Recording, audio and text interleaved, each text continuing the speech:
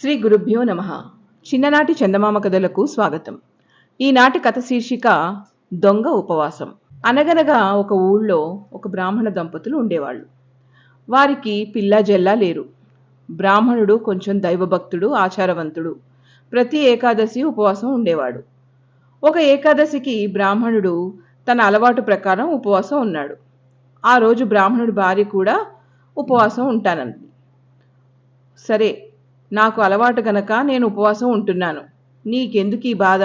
నీ ఉపవాసం ఉండలేవు అన్నాడు బ్రాహ్మణుడు. చాలేండి, మీరే గామాలు మహా ఉపవాసం ఉండగలిగేది. నేను మాత్రం ఎందుకు ఉండలేను? అడగకడగక ఇవాళైతే ఇదా మీరు చెప్పేది? నేను ఏమాత్రం ఒప్పుకోను. ఏమైనా సరే నేను ఉపవాసం ఉంటాను అని పట్టుబట్టింది భార్య. సరే, నీ ఇష్టం వచ్చినట్టు చెయ్యి. నువ్వు ఆకలి ఆపుకోలేవేమోనని నీ మంచికే చెప్పాను. ఆ తర్వాత నీ ఇష్టం అన్నాడు బ్రాహ్మణుడు. బ్రాహ్మణుడి భార్య తను కూడా ఉపవాసం ఉండి తీరాలని నిశ్చయించుకుంది. ఆ రోజు ఇద్దరూ ఉపవాసం ఉన్నారు. బ్రాహ్మణుడికి అలవాటు గనక ఎప్పటిలాగే ఉండగలిగాడు. కానీ బ్రాహ్మణుడి భార్యకి మాత్రం కడుపులో చురచురా కాలుతోంది. అయినా పైకి మాత్రం బెట్టుగా తనకు ఆకలే లేనట్లుగా నటించసాగింది. సాయంకాలం అయింది. ఇద్దరూ రోజల్లా ఉపవాసం ఉన్నారు గనక పెందలాడే పడుకున్నారు. కొంతసేపటికి బ్రాహ్మణుడు నిద్రపోయాడు. కానీ బ్రాహ్మణుడి భార్య మాత్రం ఎంతసేపటికి నిద్ర రావట్లేదు. అవును మరి, ఒక చెంప కడుపులో కాలుతుంటే నిద్ర ఎలా పడుతుంది? పంతానికి పోయి అనవసరంగా ఈ ఉపవాసం ఎందుకున్నానా భగవంతుడా అని అనుకుంది ఆ బ్రాహ్మణుడి భార్య. అంతకి ఆకలి జాస్తి అవుతోంది. బ్రాహ్మణుడి భార్య ఇక ఉండలేకపోయింది. కాసిని పచ్చిపాలన్నా తాగందే ఇక నేను ఉండలేను. ఆయన ఎలాగో నిద్రపోతున్నాడు కనుక నేను పాలు తాగినట్టు ఆయనకి తెలియదు కూడా అనుకుంది.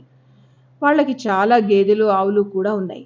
బ్రాహ్మణుడి భార్య నెమ్మదిగా లేచి వెళ్ళి ఓ సేరు పాలు తెచ్చుకుని పాలు ఎలాగో పిండాను గనక రవంత నిప్పు రాజేసి కాచుకుని తాగితే ఎంత బాగుండు అనుకుని నిప్పంటించి పాలు కాచింది.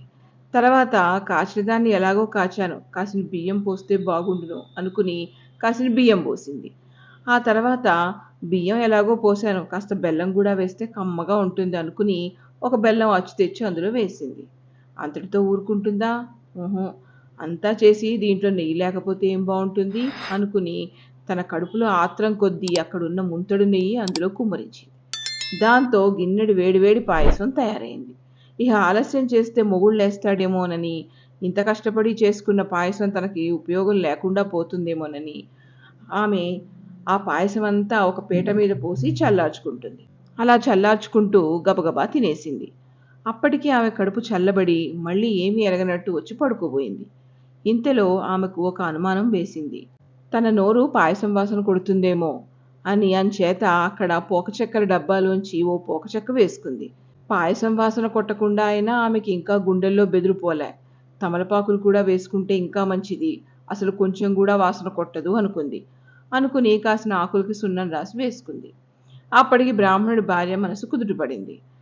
ఎకాఎకిని గదిలోకి వచ్చి దీపం ఆర్పి గది తలుపులు గడి వేసి ఏమీ ఎరగని దానిలా భర్త దగ్గరికి వచ్చి, ఏమండి, అప్పుడే అంత నిద్ర ఏమిటి? నాకు నిద్ర రావటం లేదు, ఏదైనా కథ చెప్పండి అంటూ లేపింది.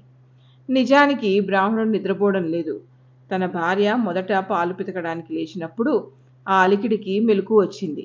కానీ అప్పటినుంచి కూడా నిద్రపోతున్నట్టే నటిస్తూ భార్య చేసిందంతా చూస్తూనే ఉన్నాడు.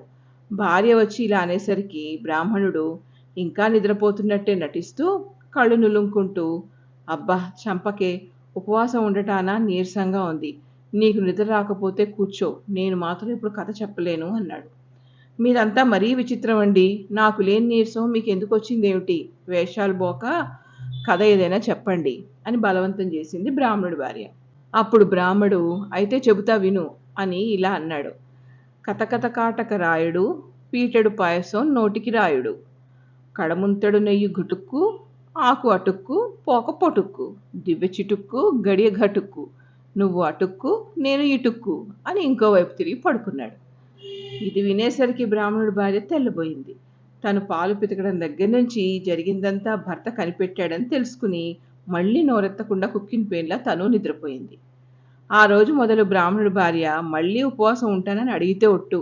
బ్రాహ్మణుడు మాత్రం తన అలవాటు చొప్పున ఉపవాసం ఉంటూనే ఉన్నాడు.